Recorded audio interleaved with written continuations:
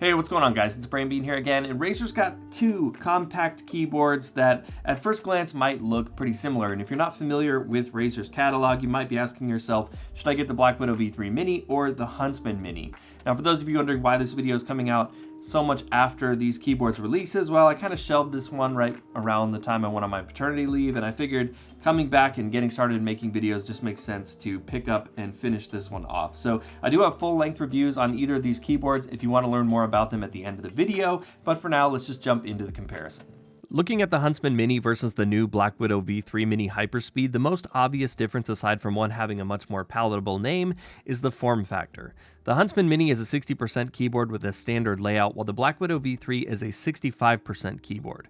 With the Blackwidow V3, we're essentially adding 8 additional keys, the arrow keys and delete, page up, page down, and insert. These can also be used as macro keys, but with Razer's Hypershift, you can make any key a macro key anyways, so I don't necessarily consider them to be true dedicated macro keys. Both keyboards are made up of an aluminum top plate that sits on a plastic case. The Blackwidow V3 has a larger footprint due to the extended front lip, which houses a triple-headed snake logo, and the V3 is also a good deal heavier, partly due to the bigger plate and because of the included batteries.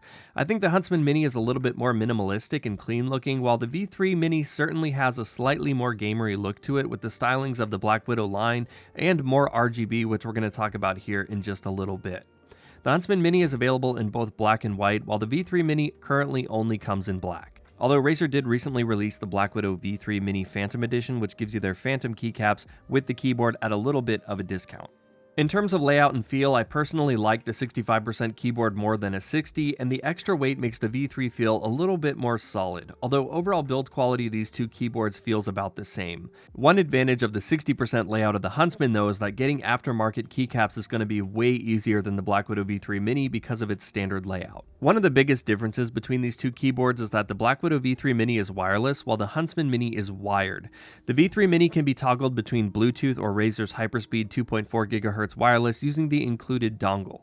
The Blackwidow V3 Mini lasts about 200 hours with no LEDs and about 40 hours with half brightness, though in my opinion, I just don't see that many people really needing a wireless keyboard unless you're using this with a laptop or to play on the TV or something like that, or maybe to toggle between Bluetooth devices, as you can pair it up to 3, but I think the majority of people probably won't take advantage of the wireless feature as much.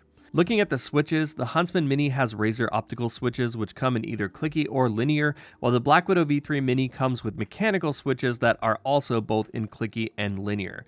Both linear versions on these keyboards also have the newer silicone dampeners in them, so your switch choice here is fairly similar. Although the optical switches are the clear winner in my book, I think they feel a little bit better, and they also have slightly shorter actuation and travel distances, with the clicky optical switches being 1.5mm actuation versus the green's 1.9, and the red opticals being 1.0, and the yellows being 1.2. So it is minimal, but I do think it's worth mentioning. The stabilizers are also a lot better on the Huntsman, which makes the overall user experience for typing and gaming, in my opinion, go hands down to the Huntsman Mini. And unfortunately, Razer's not really giving much love to tactile users with either of these keyboards. I'm not sure if they're moving away from it completely, but for me, it definitely makes me a little bit sad. And just so you guys can hear how these keyboards sound, I'm going to be doing a quick back-to-back sound test of the linear variation of both of these keyboards. I think without the clicky, it helps not hide some of the stabilizers and stuff like that, so I think it gives us the best comparison. So let's take a listen.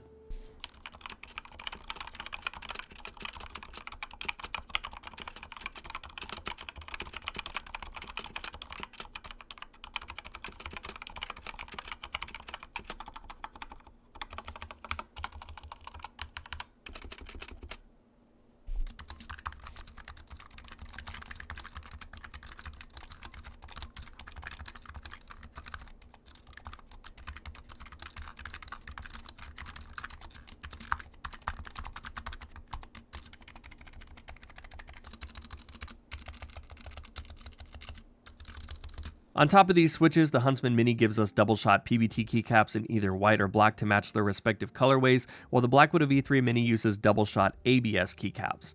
This one's a bit of a toss-up for me because on the one hand, PBT keycaps are a more premium material, but the ABS caps on Razer's board are of a decent thickness, and even though they will ultimately get shiny over time from the oils on your fingers, the brightness of their shine through is way better than the PBT keycaps, which do look a bit hazy on the Huntsman. Now this brings me to the lighting. Both keyboards have the standard default lighting modes pre-programmed on them so you can use them without any software, and they both also support up to 5 profiles saved directly on the keyboard.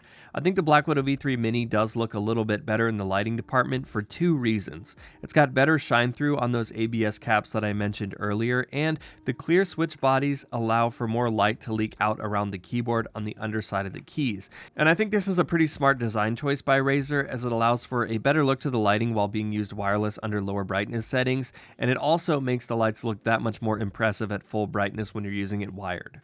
But the Huntsman Mini is no slouch in the lighting department either, especially the white version, which bounces a lot more light around the keyboard and gives the V3 Mini a run for its money. But I think the most profound difference between these two keyboards is simply the price. The Huntsman Mini comes in at $120 to $130 depending on switch choice, while the Blackwidow V3 Mini is $180. And I think on its own the Blackwidow V3 Mini is just too expensive, but this is especially apparent when you look at it next to the Huntsman Mini, which has superior quality with its optical switches and PBT keycaps, and I just don't see the wireless or 65% layout justifying the price over the Huntsman Mini.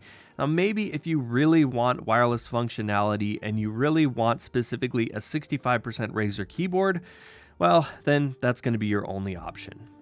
Well, that's it for the comparison, guys. Let me know in those comments down below which one of these keyboards is your favorite. Which one would you go with? Again, I think the Blackwidow V3 Mini, while I want to like it, it's just a little bit expensive for me for what you get. And when you look at that compared to the Huntsman Mini, it just makes the clear winner very obvious. Again, like I said, I've got full-length reviews to either of these keyboards down in the description, so if you want to learn about them in a lot more detail than I went in this video, I'll have those there for you as well. And of course, if you made it this far into the video, I'd love to see you subscribe, as I've got lots more videos like this coming for you in the near future. But as always, guys, thank you so much for watching. Stay safe out there, take care of each other, and I will see you in the next one.